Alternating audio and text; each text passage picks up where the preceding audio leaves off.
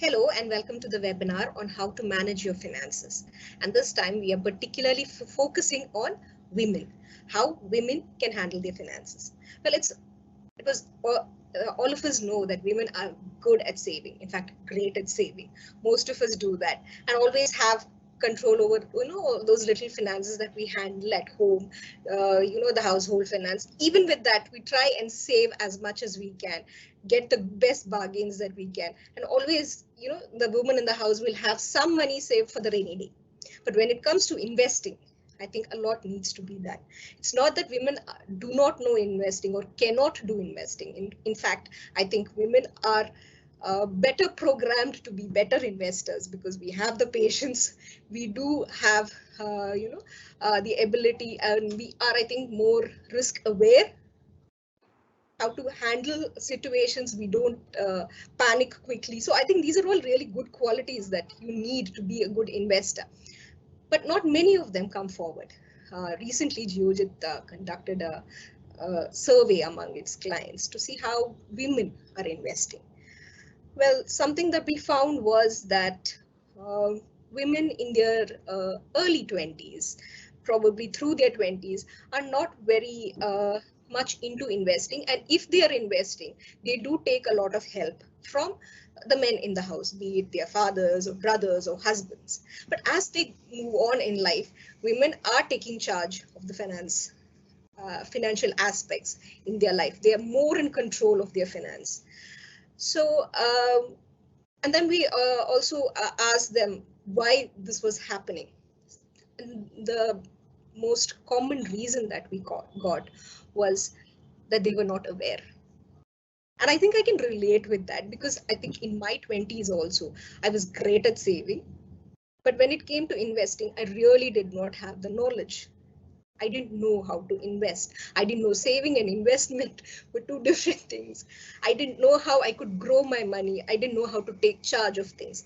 Yes, I was investing even in my 20s, but it was mostly my husband doing it for me. He'd bring me a form, I'd sign it gladly, and that's it. I didn't know where I was investing, how much I was investing, what returns I was getting, nothing of that sort. But cut to today, I think I'm more in charge of my investments. I know where I'm investing, how much I'm investing, why I am investing. Very much important. I have set goals, I have targets which I want to achieve. And I think it has brought in a lot of confidence into me. So we asked our survey participants a question: would you want some more information about investing? Do you want to know more? And a large majority of them said yes, they would appreciate a class like this. And that's how we arrived at today's webinar. And who better to do it for us than Dr. V.K. Vijay Kumar, the Chief Investment Strategist at Geojit. Well, I don't need to introduce him specially to you. I think those who've attended Geojit seminars will be very familiar with him. Uh, well, let me tell you, he's a highly respected figure in the academic circles in Kerala. He's got over 30 years of experience in studying the markets and the economy. And what's better is that he's not someone who just gives you those lectures. He practices what he preaches. So he knows exactly what he's telling you. And I'm sure that once you sit through this webinar of his, you will at least go back twofold richer in knowledge and richer in money if you implement all those little things that he tells you. Well, apart from webinars like this, Dr. VK regularly interacts with uh, our clients and people in general through his articles that he writes for numerous publications and newspapers like Business Standard, Hindu Business Line, Money Control, Economic Times, Malayalam Manorama, Madhrubhumi. So you can get to read a lot from what he has. I mean, you can read up a lot of his articles also after that. What's special about Dr. VK's presentations is, I must tell you, that there are no jargons over here. It's absolutely simple, very clear, and you're going to be, you're going to understand everything. So without wasting any more time, I'd like to invite Dr. VK Vijay Kumar to start with the presentation. And after that, we will have a Q&A session. Over to you, Dr. Vijay Kumar. Thanks, Jyoti. Hello, and once again, welcome to this session. This program was initially intended as a session exclusively for women. But when we opened it for registration, large number of men showed interest. So we thought we will make it gender neutral. Of course, the first part of the program, the early few minutes will be exclusively for women, but then it will be both for men and women. I'm sure many of you would have read John Gray's famous book, Men Are From Mars and Women Are From Venus. Men and women are from two different planets when it comes to behavior.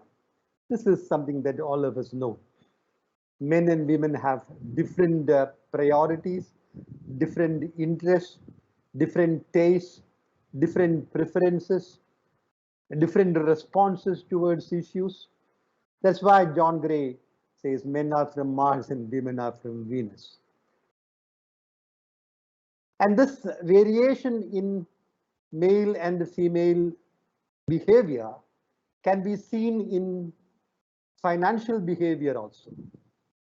The financial behavior of men and women are different.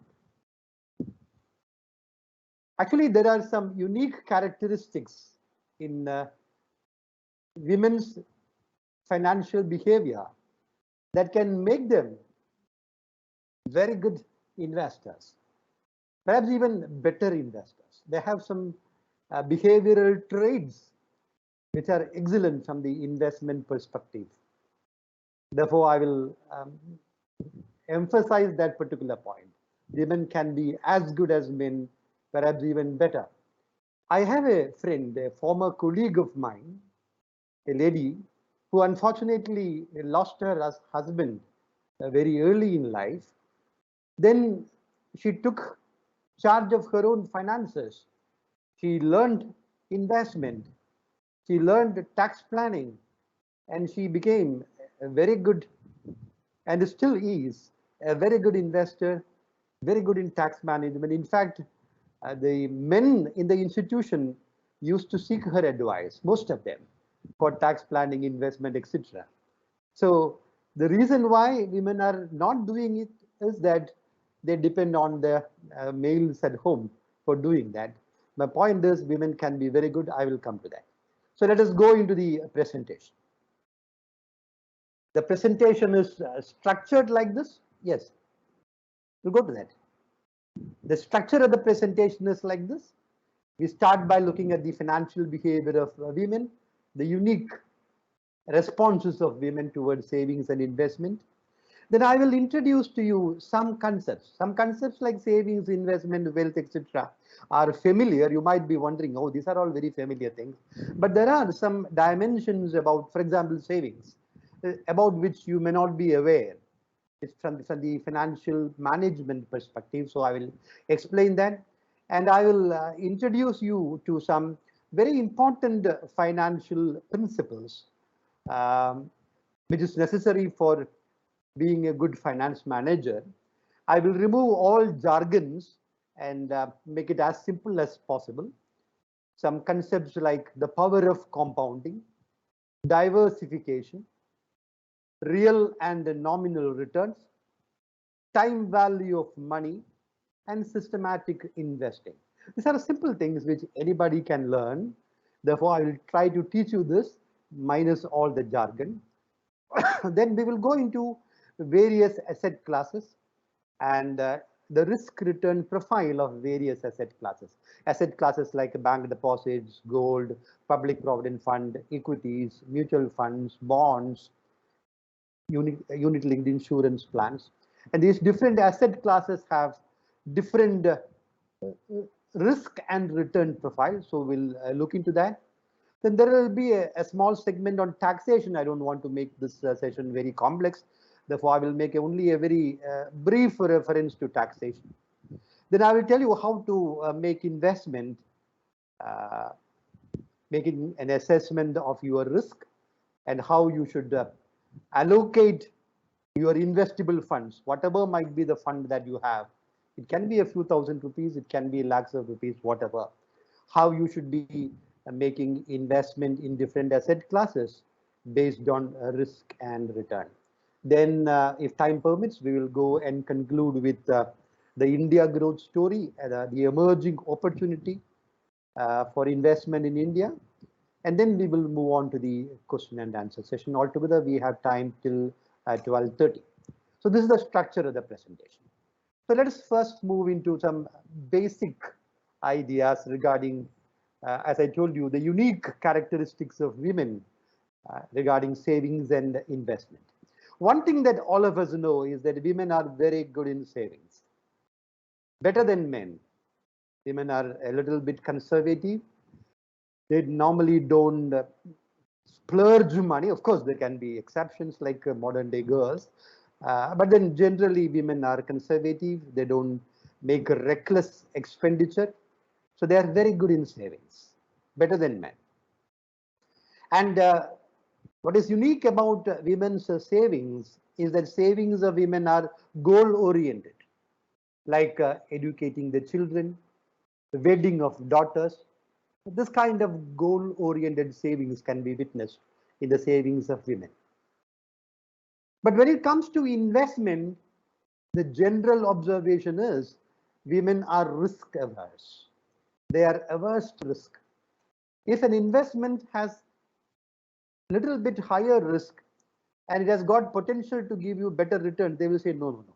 I want protection of my capital. So they are risk averse, but they are very good in savings. Savings, even one of my friend who is an expert in finance told me, he's an MBA from IIM. He told me that when demonetization was announced by the Prime Minister in 2016, his wife took out several hundreds of notes of 500 rupees and 1000 rupees from the cupboard and gave it to him. She was saving it, hoarding it, whatever it may. So what I'm trying to say is women are very good in savings, even they hoard. But when it comes to investment, they are risk averse. And since they are risk averse, they leave investment decision to the men at home. Men they trust, like their dads, their husband, son, what brother, whatever. So women can be excellent investors. This is one point which I want to stress. Women can be excellent investors because women are more patient than men. And in investment, patience is a very important trait, a very positive trait, particularly in the stock markets and in equity mutual funds. If you are a patient investor, you can make a fortune.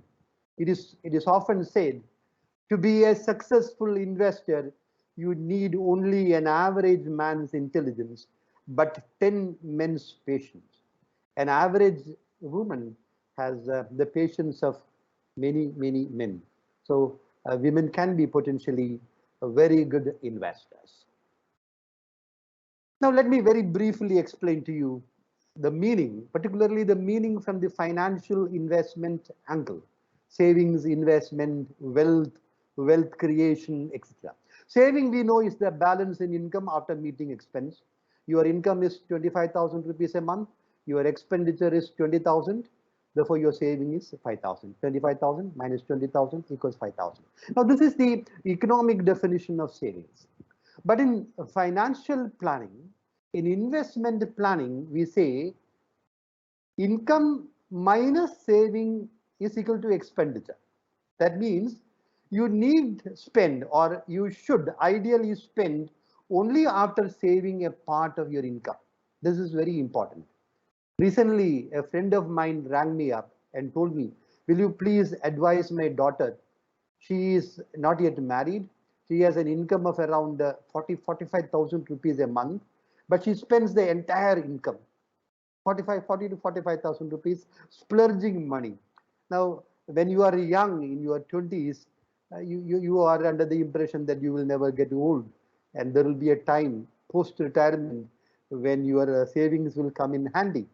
That's why we tweak the definition of saving a bit and say in modern financial management is income minus saving equals expenditure. So save a part of your income first and spend the rest, so that once you move towards middle age or retirement, you will have enough money to spend in your in the November of your life. Now, what is investment? Investment is deploying money for a return or a profit. Very simple. So depositing money can be regarded, but a bank can be regarded investment. Buying bond is investment. PPF is investment. Starting a small business of your own is investment. Investing in equity is investment. Portfolio management services, putting money in PMS is investment. Buying a cow is an investment because the cow is a capital asset which yields you milk, which becomes an income. The point is, investment is deploying money with the expectation of a return or profit. Now, what is wealth? The correct definition of wealth is abundant, valuable possession. Here, abundant is important. A valuable possession. Suppose you have 2 lakhs of rupees in the bank deposit, that is not wealth. If you have 10 grams of gold or five sovereigns of gold, that is not wealth.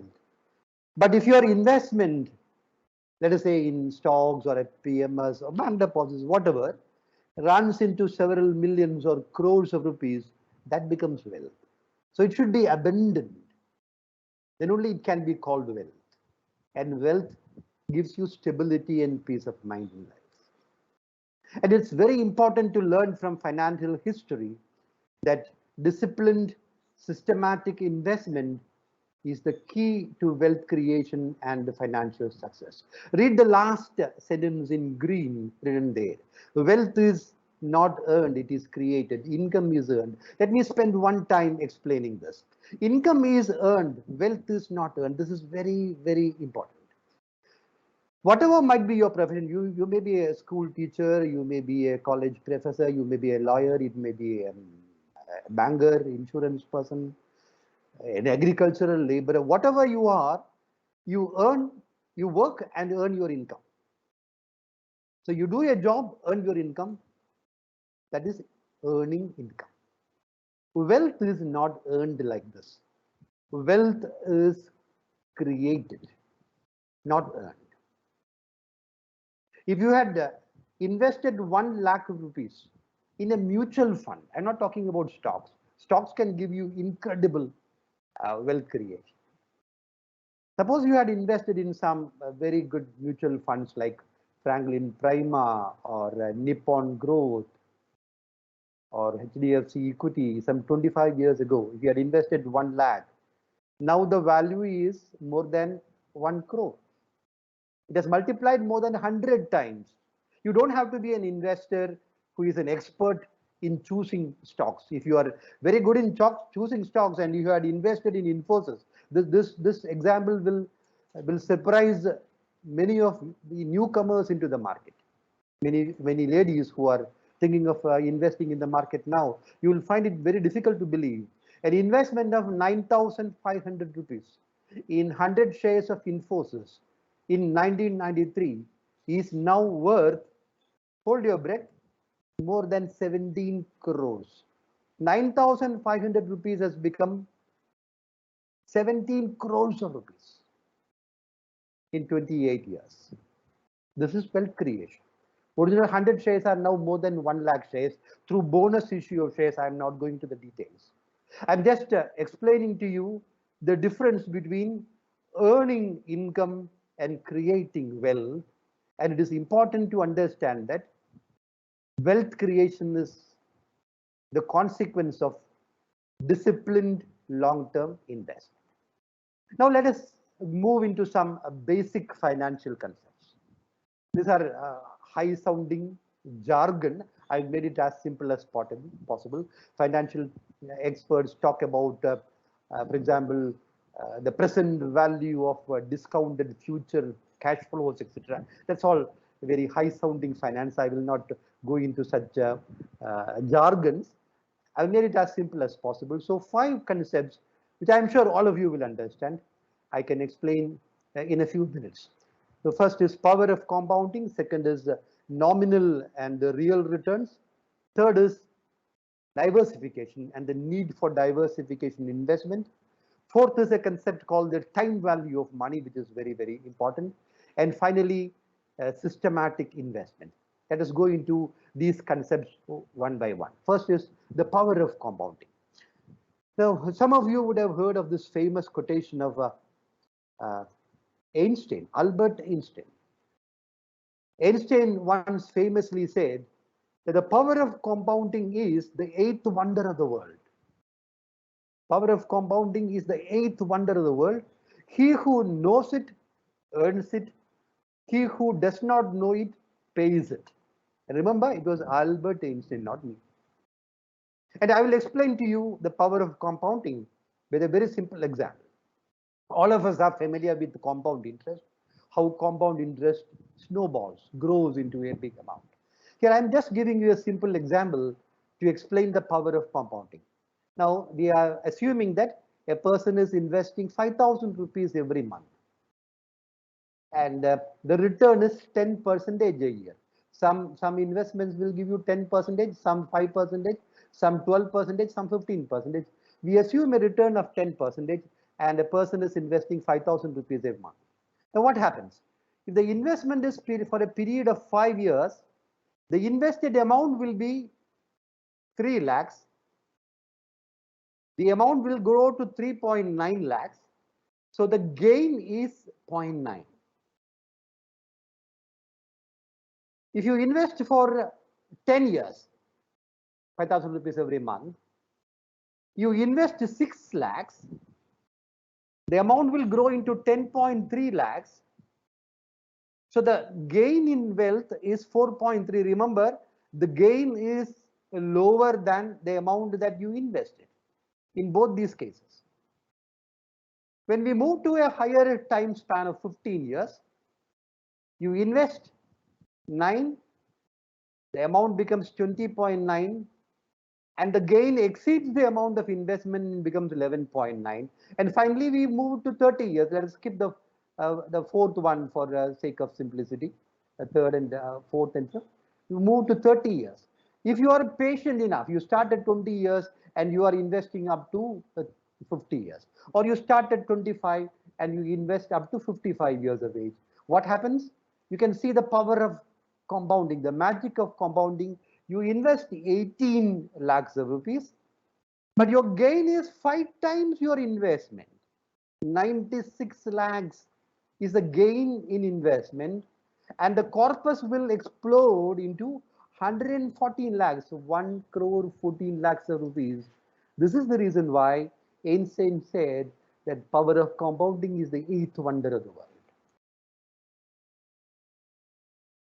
And if you invest for a longer period of time, this is what happens. And let me give you one more example to make the point very clear. Suppose a person is investing 1,000 rupees every month for 30 years. That means 30 into 12, 360 months. If the return is 6%, it will grow into 10 lakhs. If the return is 10%, it will grow into 22 lakhs. Now, can you guess what will be the amount if the return is 15 lakhs? I'm sure most of you will get it wrong. I asked this question to an MSc rank holder, first rank in MSc mathematics. She could not give me the correct answer. At 15% return, the amount will be more than 52 lakhs. The difference between 10 and 15 is 50%, but the difference between 22 and 52 lakhs you can easily calculate, more than 100%, right? Now the point that I am trying to make here is, there are some investments which will give you 15% per annum, at least 12% per annum for a long period of time. There are many mutual funds in India which have given more than 15% during the last 25 years, right? So if you have a long time horizon, and if you invest intelligently in good asset classes, it is possible for ordinary people also to make a fortune. You need not be a financial genius to create wealth. Ordinary persons can do that. All that you have to do is to learn these basic and put this theory into practice. So let us move into the next concept of real and nominal returns. Now, we know what nominal return is. Nominal return is return in terms of money. Real return is return in terms of purchasing power. Purchasing power is the ability of money to buy. I'll give you an example to make the point very clear. Suppose you are investing in a bank deposit and the bank gives you 5%. Now, many banks give 5% for 1 year after tax, after TDS. So if the bank gives you 5%, assume that you invested 100 rupees last year, same time, September in 2020, you invested a particular amount of money and you got 5%. So let us say your investment is now 105. You invested 100, now it is 105. In the last year, 1 year, we had in India more than 5% inflation, 5.7, 5.8. Let us put it the conservative figure. Suppose the inflation was 5%. Then what does it mean? It simply means what you could have bought with 100 rupees last year, you need 105 rupees this year. So even though your deposit has grown from 100 to 105, the nominal amount has grown from 100 to 105, the real return is 0, because with 105 this year, you can buy only goods and services which you could have bought with 100 rupees last year. That's why in economics we say real return is nominal return minus inflation. So in the case of this example, bank deposit, 5% is the nominal return, 5% is inflation. Therefore, your real return in terms of purchasing power is 0. You did not get anything. You got 5 rupees, but that is what we call in economics money illusion. An illusion that you have got something. In real terms, you are not getting anything at all. Now, why do I say this? I say this because if you want your money to grow, if you want your investment to grow, you want your wealth to grow, you have to make investment in inflation beating returns. Unless you invest in an asset class which gives you more than 5% return, when the inflation is 5%, you are not growing your money. So that is why it is important to have inflation beating asset classes like stocks, equity mutual funds, etc. in your investment. This is the reason why I explained to you real and nominal returns. Let us move to the next concept. Now, a very important concept, a fundamental principle of financial planning is don't put all your eggs in one basket. That's, we know it's a proverb. Don't put all your eggs in one basket, because if you are an egg trader and you put all your eggs in one basket and take it to the market, and if the basket unfortunately slips from your hand, all eggs will become omelette, is it not? Therefore, diversify the eggs in different baskets. So even if you slip one basket, no problem, the other baskets are safe. So don't put all your eggs in one basket. Now, some financial geniuses like Warren Buffett or Rakesh Jhunjhunwala, India's Warren Buffett, they will tell you just the opposite. But that is exception. They will say, and they are doing that also. They say put all your eggs in one basket and take care of them. These financial geniuses put all their money in stocks. They don't believe in gold or bonds or even deposits, nothing. But then that they are exceptions, not the rule. The rules are for rules, regulation, guidelines are for ordinary mortals like you and me. So we have to diversify our investments among different asset classes like bank deposits, equity, debt. That means that investments in bonds, gold, real estate if you have more money, provident fund, etc. So diversify. Don't put everything in one market, because different asset classes perform differently during different periods of time. Sometimes gold does well, sometimes real estate does well, sometimes equity does exceedingly well, like last 1 year.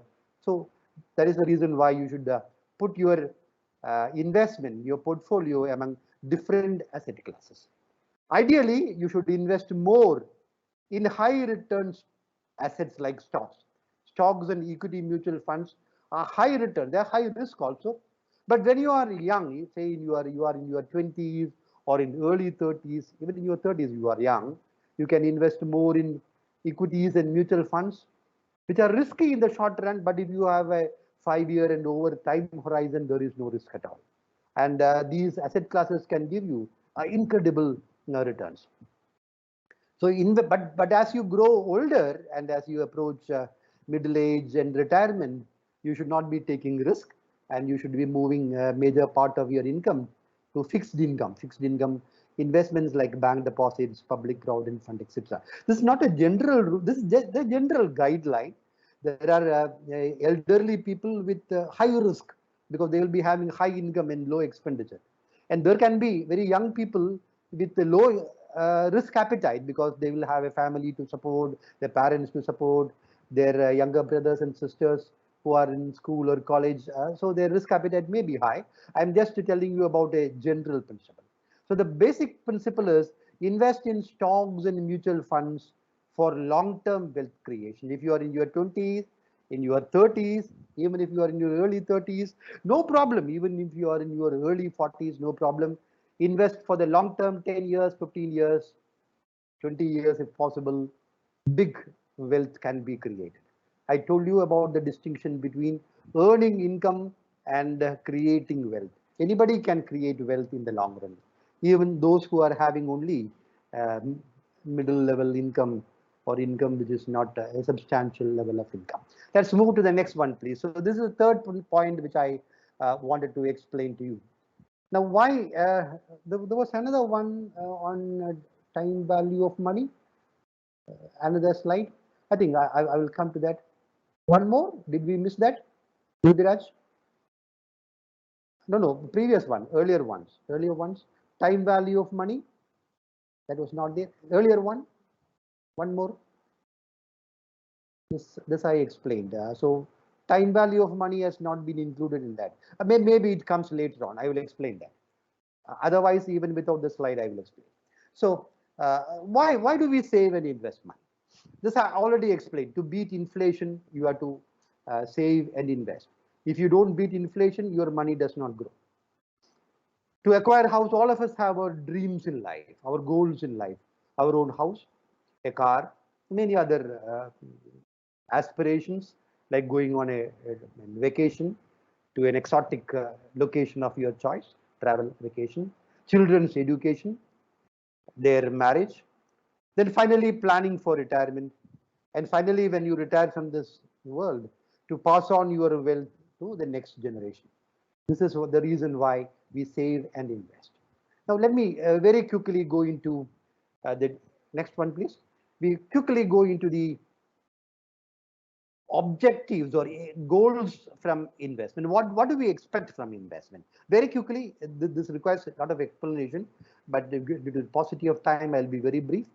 When we invest money, we expect one, returns from the investment. You deposit money in a bank and you draw interest every month, that is returns.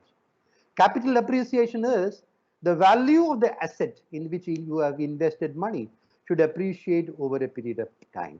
You buy a plot of land, or you buy an apartment, or you buy gold, and after some time we find that the value of that asset has gone up. That is capital appreciation. Liquidity is the ability of the asset to be converted into cash at short notice. If you have bank deposits, you can immediately withdraw money. It has got liquidity. Gold can be immediately sold and money can be raised. But if you have a 10-cent plot in a rural area, well, you cannot convert it into cash within 48 hours. It is not liquid, right? So there are many asset classes which are not liquid. An ideal asset class should be liquid, should be capable of being converted into cash at short notice. Fourthly, your investment should be safe. It should not disappear. If you put money in some Ponzi schemes, we have many instances of people losing money by investing in Ponzi schemes started by some manipulators. So there should be safety in your investment. And finally, if your investment can give you some tax benefits, it would be an ideal investment. There is no asset class which can give you all the five, but then some asset classes like blue chip stocks and equity mutual funds can give you all these important expectations from investment. I will explain in detail if I get time as we go forward. Next one, please. Next one.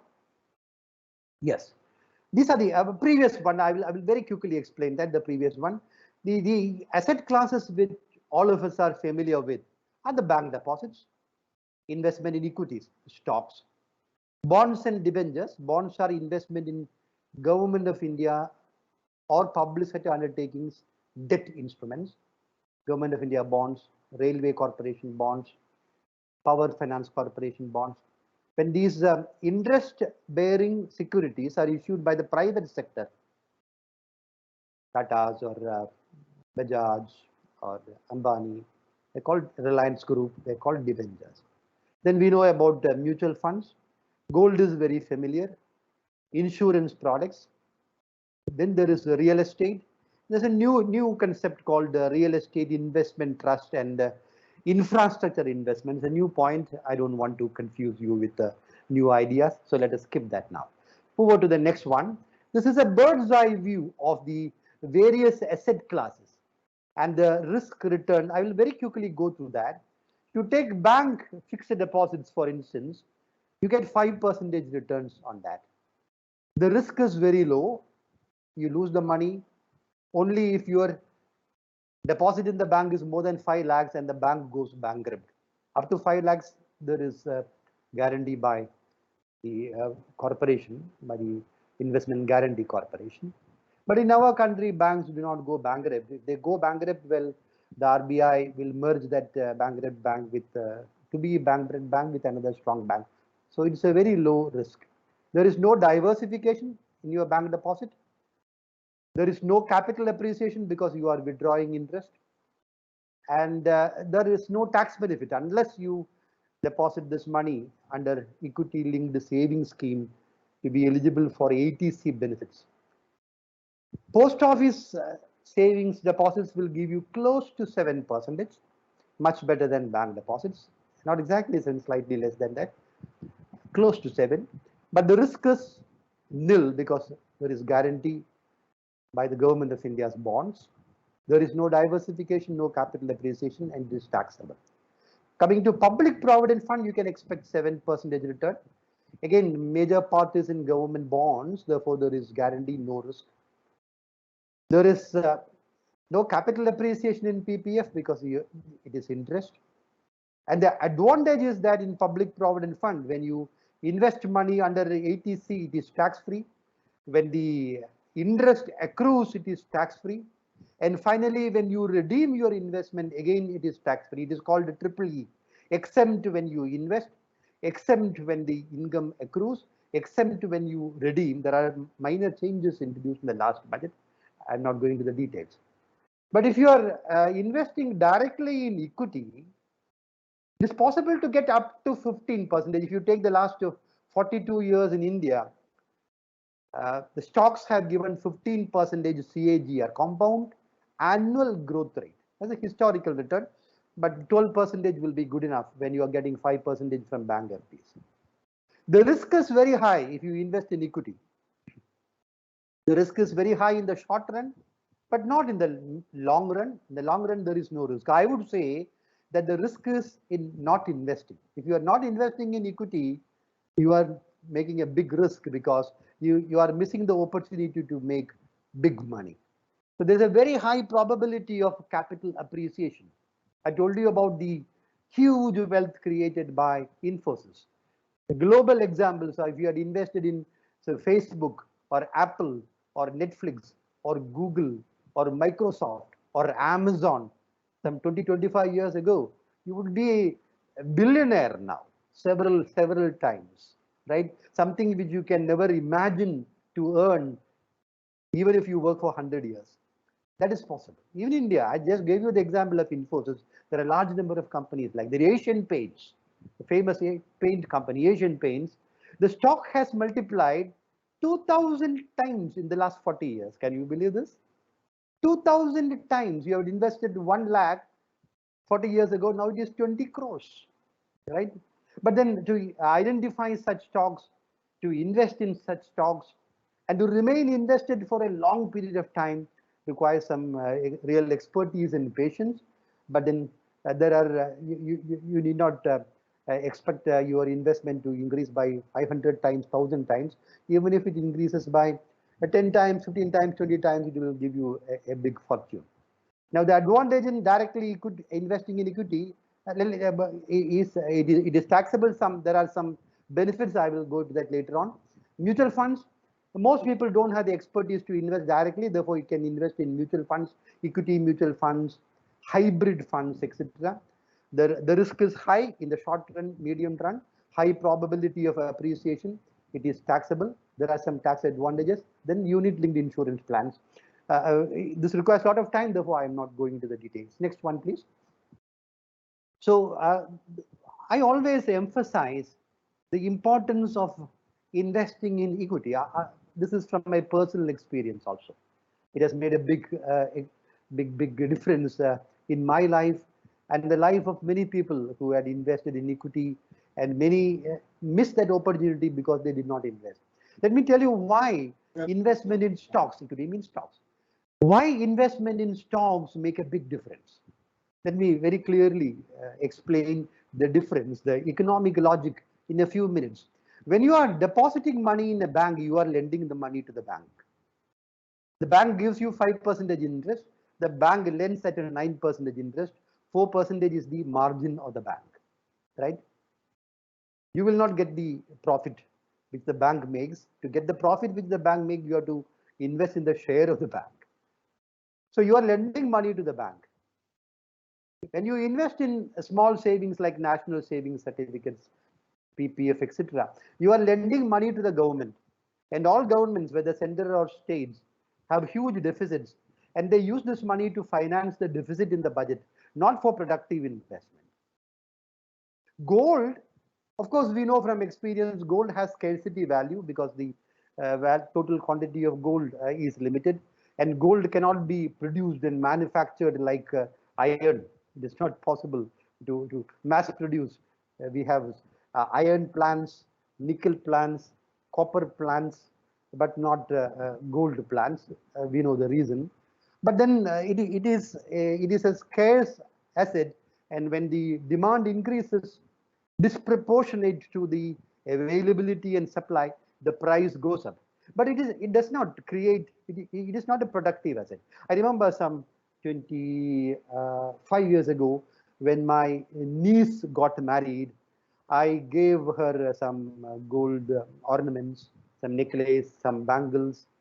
My sister deposited this gold ornaments which I gave her in the safe deposit locker of their bank in Thrissur.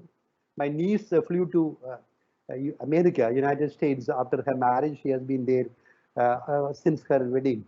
So all these 25, 26 years, this gold ornament has been lying in the safe deposit locker of my sister without creating any productive activity. It's just lying there.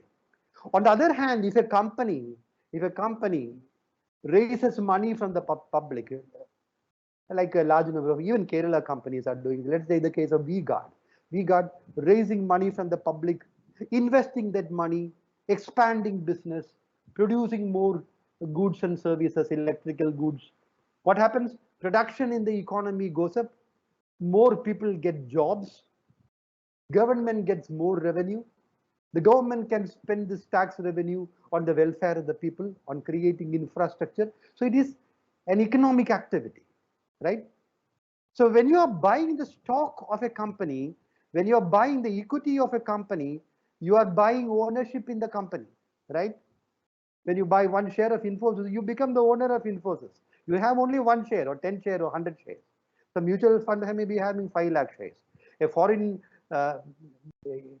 fund, endowment fund, like Harvard or Stanford University endowment fund would have invested in 2 million stocks. But then for the company, all shareholders have the same. The share price is the same. The dividend is the same. You are an owner of the company. So when you buy stock, you are buying ownership in the company. And when the company grows, wealth is created. The share price goes up. Your wealth increases. You are a passive investor. You are not an entrepreneur. You are not managing business. You simply bought the stock of the company. And when the company does well, it is important that you choose the best stock. Instead of you choosing Asian Paints or HDFC Bank or ICICI Bank or HUL, Hindustan Unilever or Reliance Industries or TCS. Suppose you bought a company called Ross Murarka Finance or Devan Housing, you would have lost all the money because the companies have gone bankrupt. So it requires expertise to choose the stocks. If you don't have that expertise or the time, what you should do is to leave it to the fund manager, invest in your money in your mutual fund, and the fund manager will take care of that. That's what all of us do. When we become sick, we don't treat ourselves, we go to a doctor. When we need the advice of a legal advice, we go to a lawyer. When we need an advice regarding your investment or your tax or some accounting things, you go to a chartered accountant, right? Similarly, for your investment, you can go to a fund manager. You can simply invest in a mutual fund and keep quiet without losing sleep. The fund manager, who is an expert, will be managing your money. So this is I took this time to explain this because people don't know how the stock market creates wealth, and that's why I explained to you. The next one, please. Equity beats all other asset classes by a wide margin in the long run. Now, before I go into this, I missed one point. I don't know how I missed this in this PPT. Maybe the PPT that we are doing is slightly different from the one which I uh, sent to them. I did not explain the point, time value of money. I explained the power of compounding. So I'm going, before going to this, I want to go back. So I explained the power of compounding. I explained the diversification. I explained the difference between real returns and nominal returns. One point which I did not explain because it was not in this slide, unfortunately, it is the time value of money. What is the time value of money? Money has time value. Economists talk about, finance people talk about discounted value of future cash flows.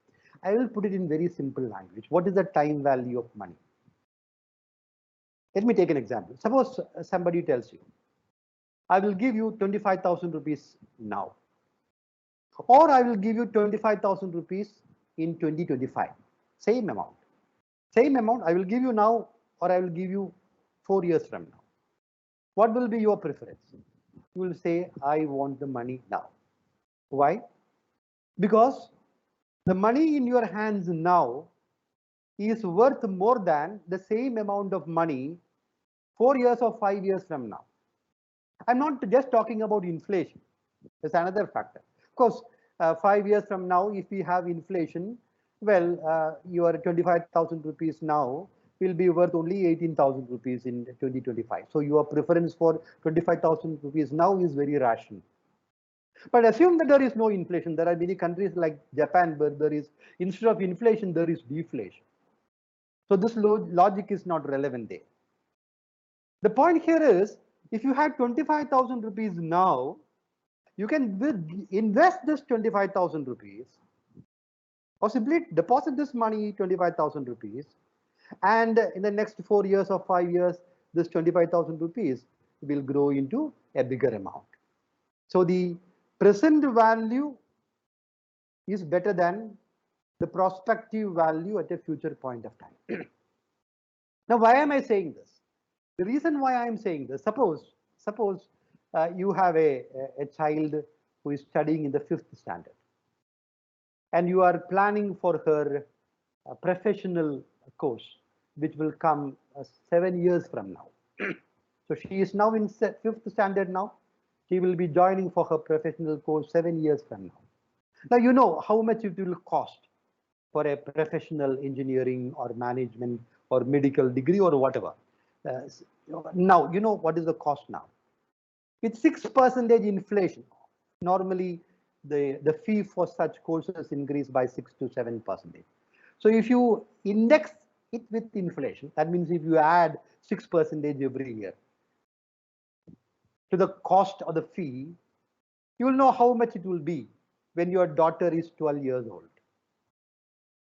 Then you have an idea how much money you will need for your daughter's education when she turns 12.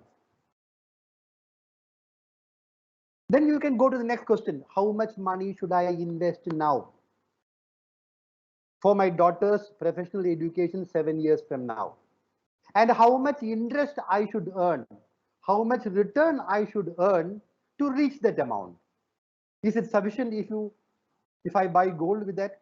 Is it sufficient if I deposit the money in a bank deposit? Or will it be smarter to invest in an equity mutual fund which can give me a better return. You can calculate that. This is the reason why time value of money is significant, because the prospective value of the present money is much higher than its present value. It will enable you to do some financial planning. I have made it as simple as possible. Now, I think you are now familiar with these four concepts. I repeat once again: power of compounding, the time value of money, which I have just explained, difference between real returns and nominal returns, and the significance of diversification in your portfolio.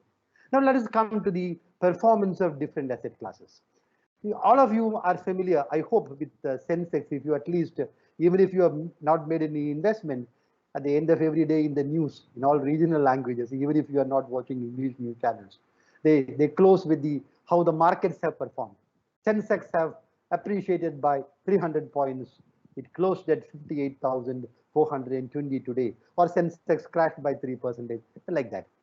Sensex was 100 in 1979. Base year is 1979. In statistics, we call it base year. It was 100.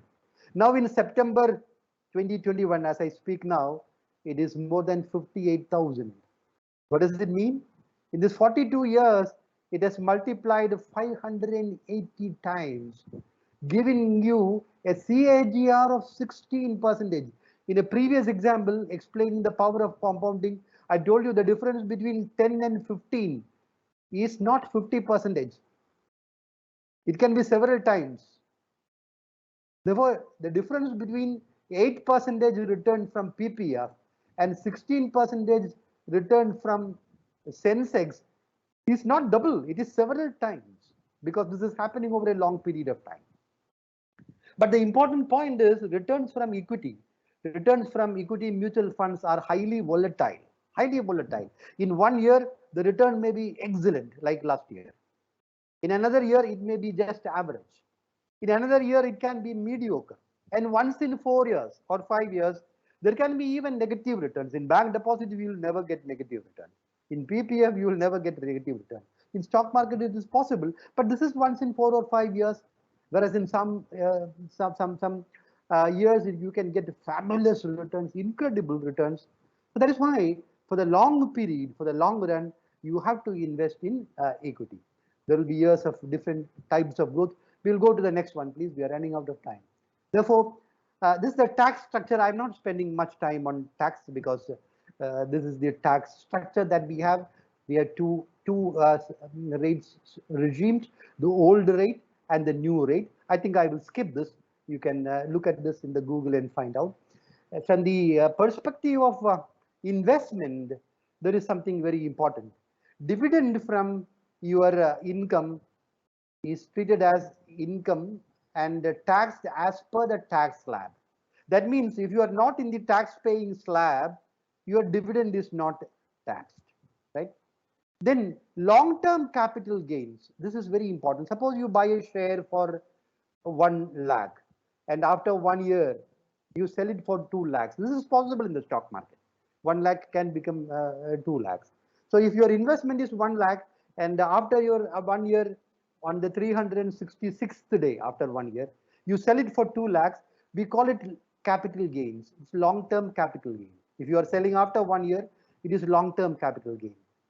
This long-term capital gain is completely exempt. Your investment 1 lakh, you are selling 2 lakhs, your return is 1 lakh, tax 0. Because long-term capital gains are exempt up to 1 lakh for one person, right? So if there are many people in my family, for instance, I have a family of 4, my wife and the 2 daughters. So all that 4 have demat accounts. So I can take 1 lakh long-term capital gains. If I make long-term capital gains in each of these 4 accounts, that means this family can have 4 lakh rupees as capital gains every year and pay 0 tax. This requires some imaginative investment and tax planning. What I'm trying to say is that this is possible. Short-term capital gain, suppose you buy an equity or an equity fund and sell it within a year, it's called a short-term capital gain. It is taxed at 15%. Move to the next one, please. In mutual funds also, I am not going to the details. If you are invested in equity fund, that means a mutual fund that invests in equity, dividends are taxed according to the tax slab. Just like in equity fund, in stocks, long-term capital gains are free up to 1 lakh, short-term capital gains are taxed at 15%. Next one, please.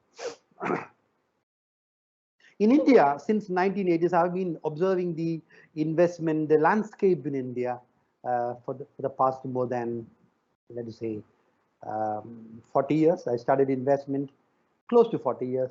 Started investing in stocks in 1984, that is around 37 years. I've been observing almost on a daily basis.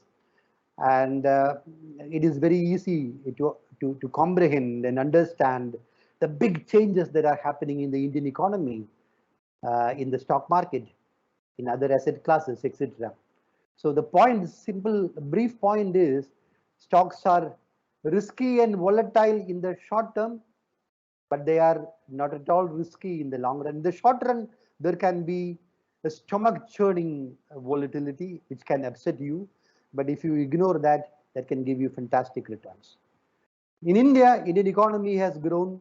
The economy is the 5th largest economy now, and you would have read in the newspapers yesterday that Indian stock market is the 5th largest in the world now, right? Ahead of France, right?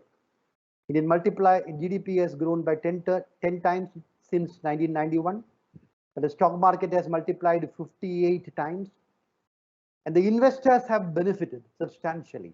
But unfortunately, the beneficiaries of this explosive growth in India are foreign institutional investors who have invested massively in Indian stocks, right?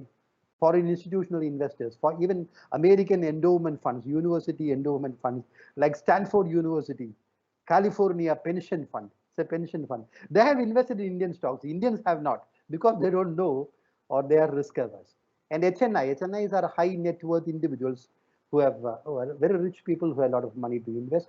They have benefited from this wealth creation, but ordinary people have not. Vast majority of Indian households, investors did not benefit because they did not invest. Next one, please.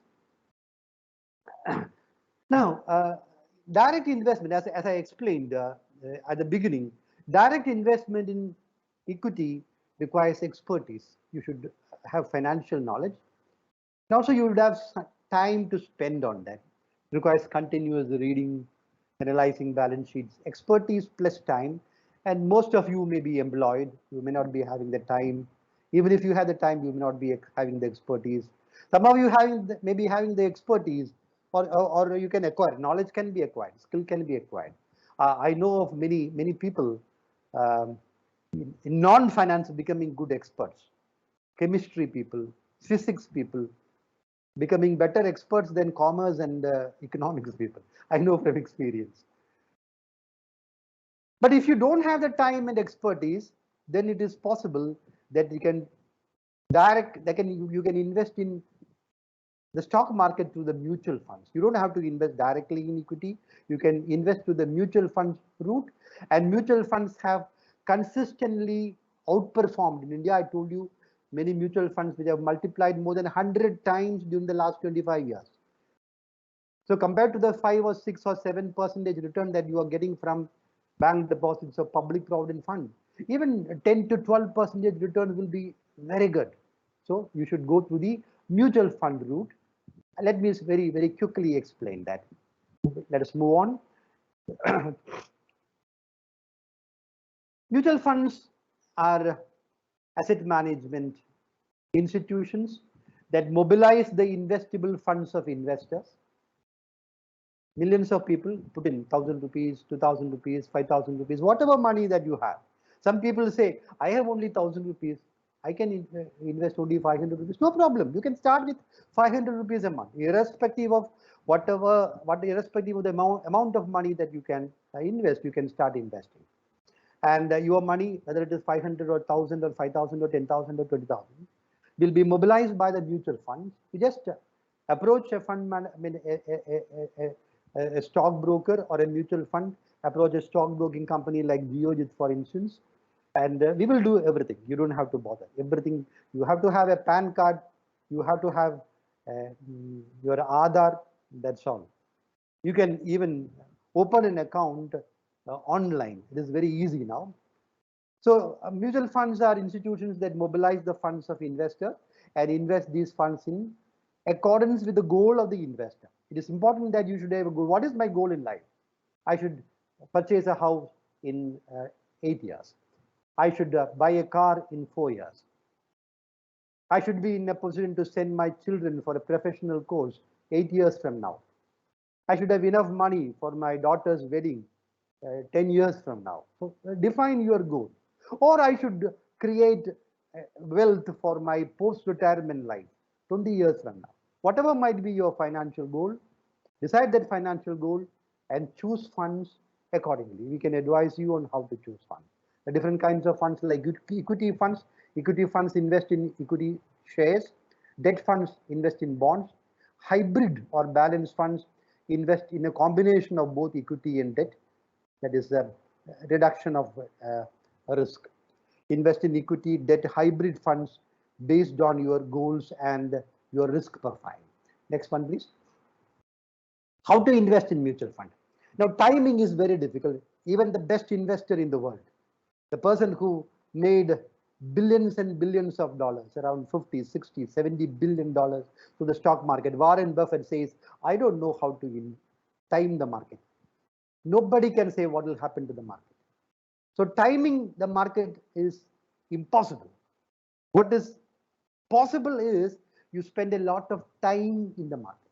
So it is not timing the market, but spending time in the market. That means you start investing, remain invested for a long period of time.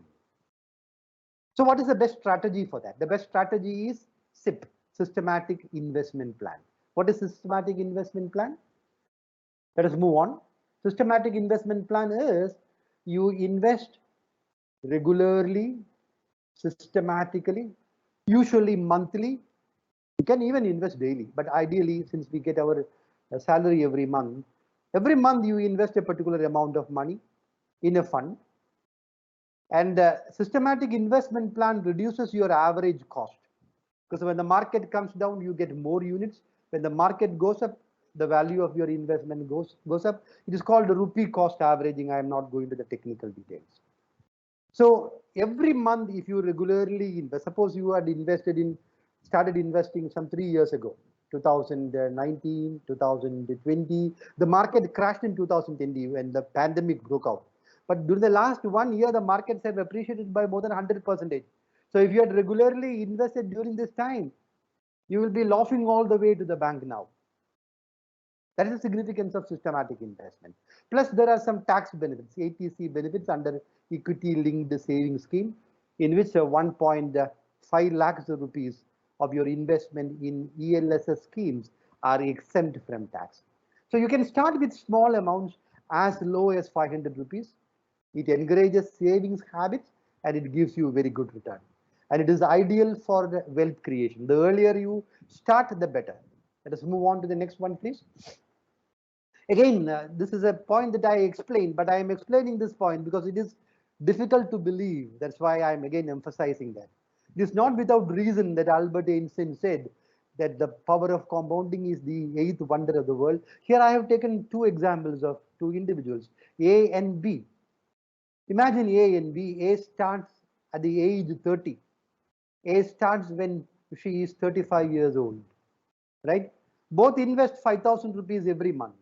Now what happens when both reach the age of 50 years? A started at 30, therefore invest for 30 years. Total investment amount is 5,000 rupees into 360 months. No, 30 months, 30 years, that is 360 months, yes. The total amount that you invest is 18 lakhs. B started 5 years late and it has made a big difference, right? 5 years late, therefore, till age 60, when both retire, she would have invested 15 lakhs of rupees, right? But look at the amount when you reach the age of 60, assuming that you get 12% return. I told you about mutual funds which have given more than 15%. We assume 12% return on a conservative basis. B gets 94 lakh 88,175.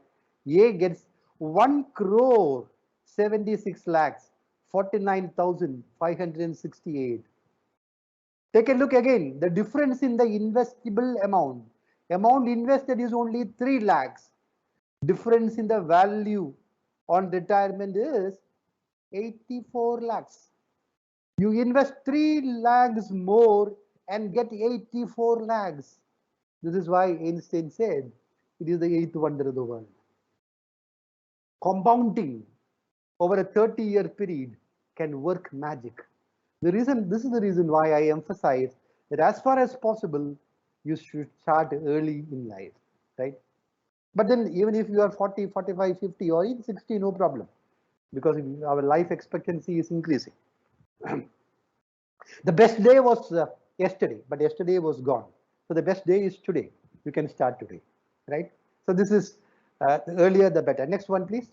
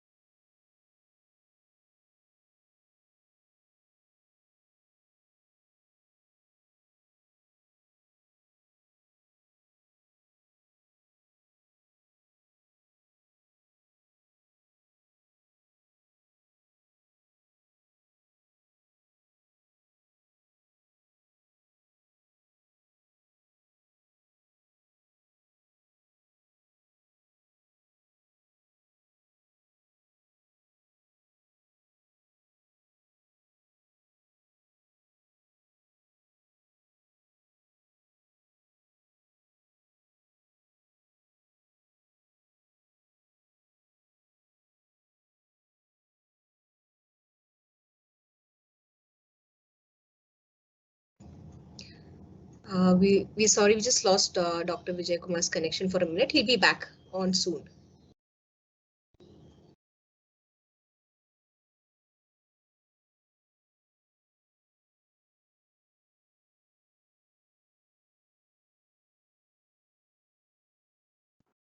Am I visible and audible now? Yes, sir. So okay. So let's go back to that slide. Okay, right one. Anyway, so sorry for the disruption. These are the technical glitches we often come across in this pandemic times when we operate online. So previous where did we stop? We stopped at the previous slide. Yes, let's come to the next one. So we have reached the last slide. So I summarized to you so far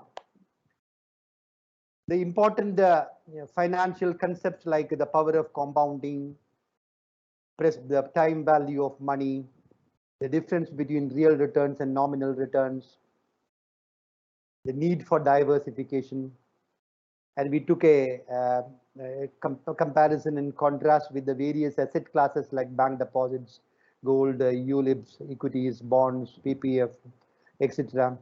And I told you about the significance of systematic investment, how stocks outperform all other asset classes in the long run, why you need expertise and time to invest directly in stocks. It can be done, but without expertise and without the time for that, you can invest in stocks indirectly to the mutual fund route. And when you are investing to the mutual funds, the ideal strategy, the ideal method would be to invest to the systematic investment plan. So let me conclude with this. India is one of the fastest growing economies. Of course, our growth story had been impacted, like all countries of the world, by the pandemic. But then pandemic will be behind us. Already we are growing very fast this year. We became a $1 trillion economy in 2007. Then we became a $2 trillion economy in 2015. We will become a $5 trillion economy in 2027, 2 years after Prime Minister's initial goal because of this pandemic. And when the Indian economy grows and when Indian companies grow, well, the market is going to create a lot of wealth. Stock prices are going to go up, indices are going to go up. I have seen for myself how the Sensex moved up from 430 when I started investing to 1000, 2000, 5000, 10,000, 15,000, 20,000, 30,000, 40, 50, now 58,000. As the economy grows for the next 10 years, 15 years, this will again go up with corrections. There can be sharp corrections, crashes, but a lot of money will be created as the Sensex moves from 60,000 to 65, 70, 75, 1 lakh and above. All this will happen in the next 20 years. And what you have to do is to participate in this wealth creation through systematic investment, right? So learn these basics if you are interested in that. Now, even if you don't have the time and expertise to invest to the systematic investment plans in mutual funds and benefit from the India growth story. I'm told that there are questions, therefore let us go to the question part now. Well, thank you, Dr. Vijay Kumar, for that presentation. Well, we received over 700 questions, and it's not quite possible to answer all of them. So we have just picked out a few questions. And Dr. Vijay Kumar, we've also got questions during the session, so I'll take a few of them also. The first question is how to manage trading and investment portfolios simultaneously. I would have loved to answer all the 700 questions, right? My complaint while I was teaching economics in the college was that students are not asking questions. Now that you have questions, I am glad, but unfortunately we can't answer all the questions. Now this question on how to manage trading and investment together, it is possible. If you are an investor as well as a trader, you can do both in the same trading account. The only difference is you are trading, day trading and trading with time horizons of less than 1 year. Suppose you buy today and sell tomorrow, or buy today and sell today itself, or buy today and sell after 1 week. All these are short-term trades. Only the taxation will be different. There will be a 15% short-term capital gain. For long-term capital gain, there will be a difference of, 1 lakh will be completely exempt, and the long-term capital gains will be 10%. You can do both in your trading account. Now, the other difference is to be a trader, you have to be watchful of the market. You have to observe and monitor the market on a daily basis. To be an investor, you don't have to observe and monitor the market on a daily basis. Both can be done in the same account. Next question. The next question is, which is the best asset class for short to medium term? Short to medium term equity is not the advisable asset class, no, because the short and medium term there is very high risk. Particularly now, markets are excessively valued. There is a possibility of a correction, a sharp correction in the medium and short run.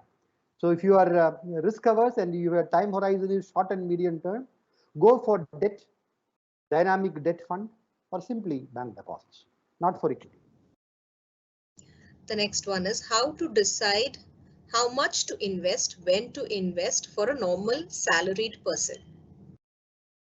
How much to invest, when to invest, and where to invest. I will add that also. That's very simple. When to invest, the earlier the better. I told you yesterday was the best day, but you can't make investment yesterday. So today is the best day. Start with the first working day of investment. Earlier, the better. Where to invest? I told you, you have to invest in a diversified portfolio. Part of the money in bank deposits, part of the money in public provident funds, part of the money in gold. In gold, ideally in gold bonds, not in ornaments. Of course, if you want ornaments, you can go for ornaments. Then equity mutual funds, debt funds, a diversification of all this. The answer to the question when is the earlier, the better.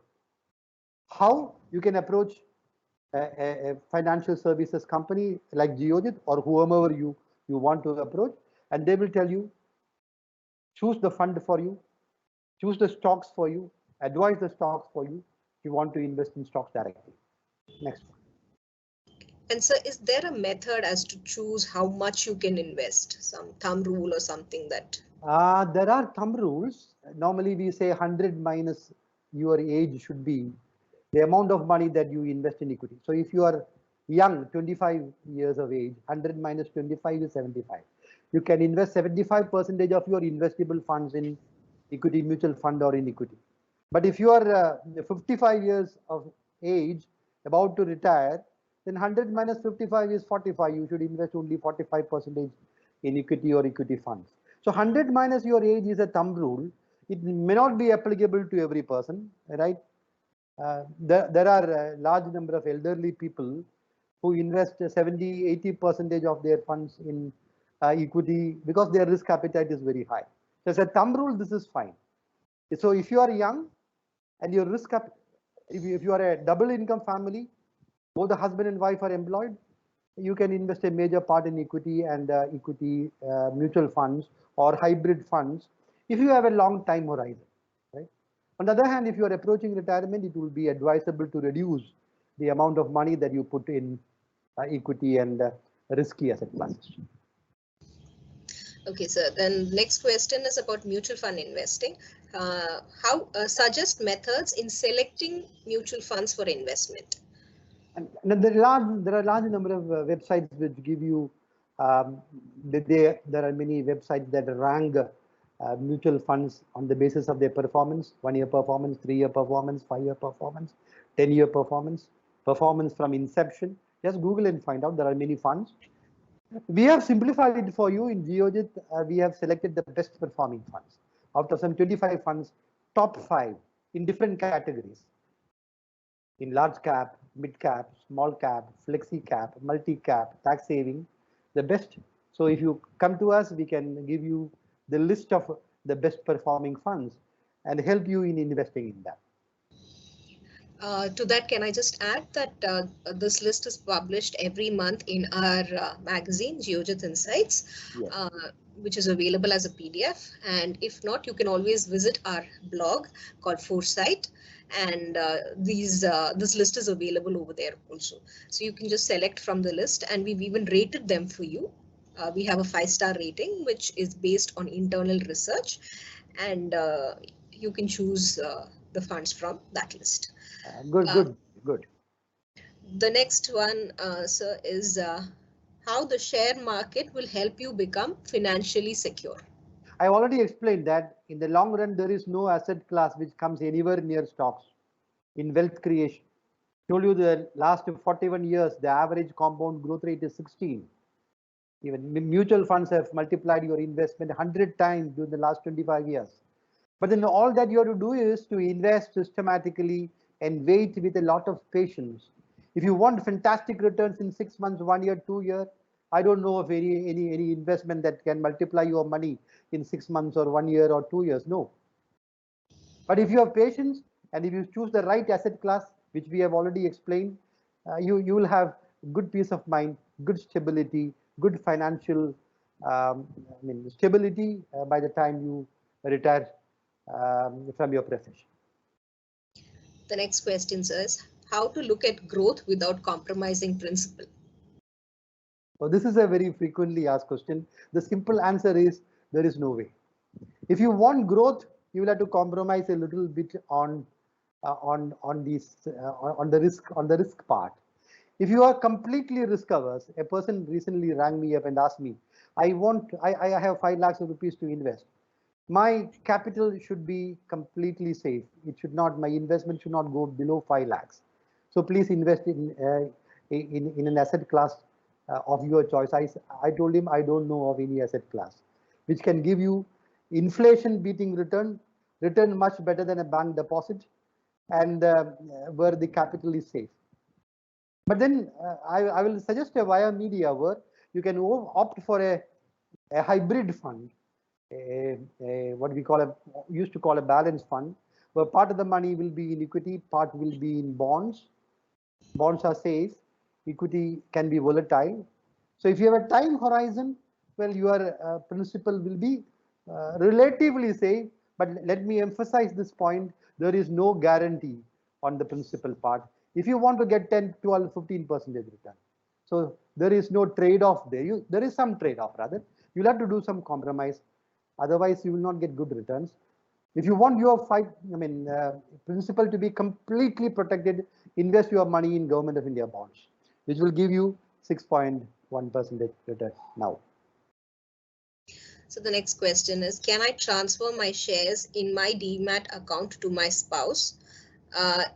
Will it come under the tax preview? Yes, you can. You can transfer your shares from your DMAT account to your wife's DMAT account. It can be done through what is called off-market transaction. Not during the market. During the market, you cannot give it to your wife. Your selling will be absorbed by anyone, millions of investors investing in the market. So if you want to transfer the amount to your wife's DMAT account, the shares to your wife's DMAT account, or your daughters or sons, it is possible through off-market transaction. There's a separate slip for that. You can ask it from the office. You will get it. You have to pay a small amount of money for that, and you can sign the details: your name, your DMAT account, your wife's DMAT account, which shares, how many you are transferring. And since it is your wife, there is no income tax obligation there. There is no tax consequence. So the next question is it possible for a retired person to start an SIP? Yes, it is possible. It depends on the risk appetite. The retired person has a decent income and some savings, say his pension or retirement income is much more than his monthly expenditure. Also taking into consideration the possible expenditure which he might incur uh, as health deteriorates as one grows old, then SIP is possible. I know many of my friends who are in their 60s, even 70s, who are doing SIP. Possible. The next one is it advisable to invest in currency for long-term investment? If yes, how can we do it? Investment in currency, I'm afraid, is not long-term investment. Investment in currency requires a lot of expertise. Actually, people trade in currency, not invest in currency. Of course, if you are an NRI and if your deposits in dollar or in a foreign currency, and if you are keeping that FCNR deposit in the foreign currency, let us say dollar, that is a good idea because historically rupee has depreciated against the dollar.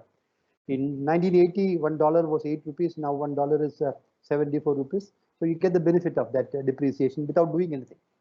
But to make money by trading in the currency market, you need a lot of knowledge about finance, economics, what is the interest rate in the country whose currency you are going to buy, what is the interest rate in the domestic economy, what is the exchange rate, how exchange rate is likely to move in the next 3 months, 6 months, etc.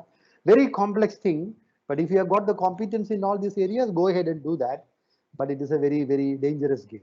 Trading, investment in foreign currency, keeping your deposits in foreign currency is fine.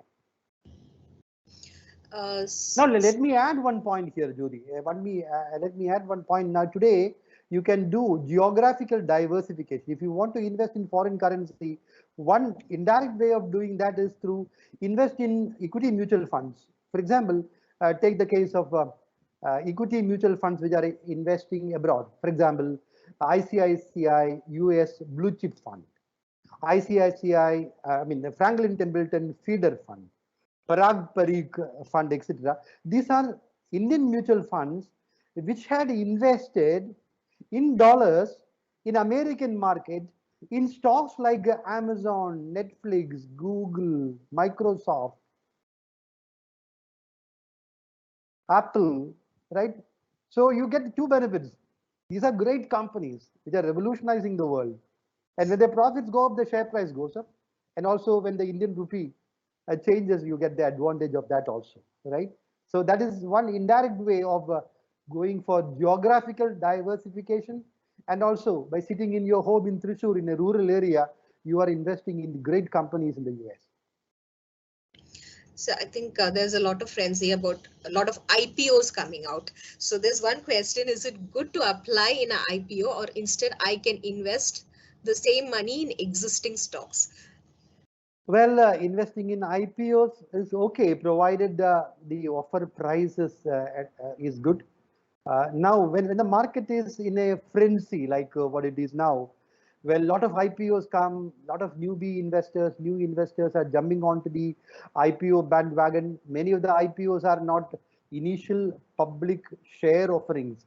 Many of the IPOs are actually offer for sale. It's OFS, not IPOs in equity. The promoters are selling the equity because the market is very good, right? And the investors are buying. And in the recent, some IPOs, not all, some of the recent IPOs are now quoting at less than the IPO price. So you have to be very careful about the price and also the company, right? The company is good, but then for a new company, there is no mechanism by which you can assess the track record of the company.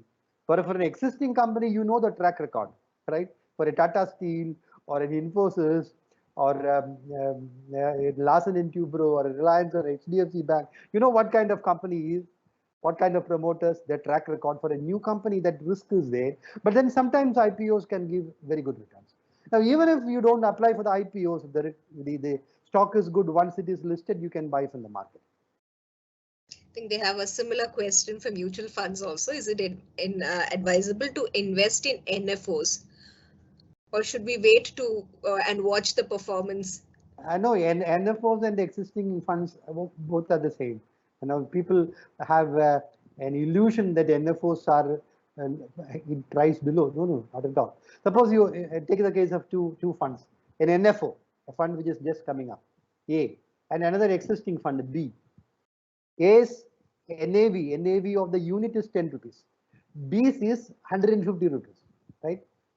So you have an impression that the NAV of B is 150 rupees, very high. NAV of A, I am getting at 10 rupees.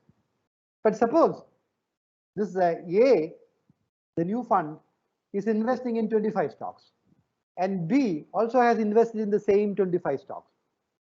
And these 25 stocks appreciate by 100% in the next 2 years or 3 years. It appreciates by 100%. What happens? 10 rupee face value of the NAV of A becomes 20 rupees. 150 NAV of fund B becomes 300 rupees. Both doubles, no difference at all. So this is an illusion. Many people have such an impression. Okay, sir. And before we wind up, one last question to you. I think we've received a lot of questions on this. It's about investing in gold. Should they invest in physical gold, or should they go for e-gold, like sovereign gold bonds or gold ETFs and gold bonds? Which is better as an investment? Gold, what the economist John Maynard Keynes called the arrogant yellow metal, is something with which all of us are in love with. Our Indians have a special liking for the arrogant yellow metal. We like the gold ornaments, and the gold ornaments are a part of our custom and tradition during weddings. But as an investment, it is ideal to invest in gold bonds, sovereign gold bonds being issued periodically by the government of India, where you get 2.5% interest on your investment. The money is invested in gold, but not in the form of gold ornaments. So when the price of gold appreciates, your investment also appreciates, plus you get 2.5% return. So that is better. In ETF, if you are investing in gold ETFs, well, this ETF is just exchange traded fund, is just like a mutual fund. In an equity mutual fund, they invest in stocks. In a gold mutual fund, they invest a major part of the money in gold. So when the price of gold goes up, the NAV of the scheme also goes up. In the case of gold ornaments, the problem is when you buy gold ornament, there is a making charge. If you buy gold at 12 o'clock today and sell it at 1 o'clock today, you lose 5 or 6%. I don't know of any other asset class which will lose 5% within 1 hour, because that is a making charge and the tax component, right? So whereas if you are investing in a ETF, that is not there, there is no making charge. In a sovereign gold fund, there is the additional attraction of 2.5% return that you get for that. Therefore, if you want to wear the gold ornament, go for that. But if you are looking at the gold as an investment, go for ETFs or sovereign gold fund. Yes, thank you so much. Yeah, if you want to wear the gold, buy the jewelry. Otherwise, invest in bonds or ETFs. Thank you, Dr. Vijay Kumar, for that. And before I wind up, I just want to make a few announcements. Many of you had asked about investing, how you can invest online through GeoJet, if you can trade online through GeoJet and all that. So we have our online trading platform, Selfie, and on next Friday, which is the 24th, we'll be having a demonstration of that by the head of online products and services. We will be sending you an email intimating you about this webinar. So he will take you through the step-by-step process of investing online through GeoJet. Many of you wanted to know if you could see all your investments online, so you can see through our platform, or you could go to mygeojet.com and you can access all the information that is required. So to just wind up, as Dr. Vijay Kumar said, wealth is not earned, it is created. So take your first step towards creating that wealth for yourself. Be a disciplined long-term investor, do intelligent investing, and I hope you will all become wealthier. So thank you for joining us on this webinar, and have a fantastic day. Thank you, Dr. Vijay Kumar, once again. Thank you. Thank you to all the participants.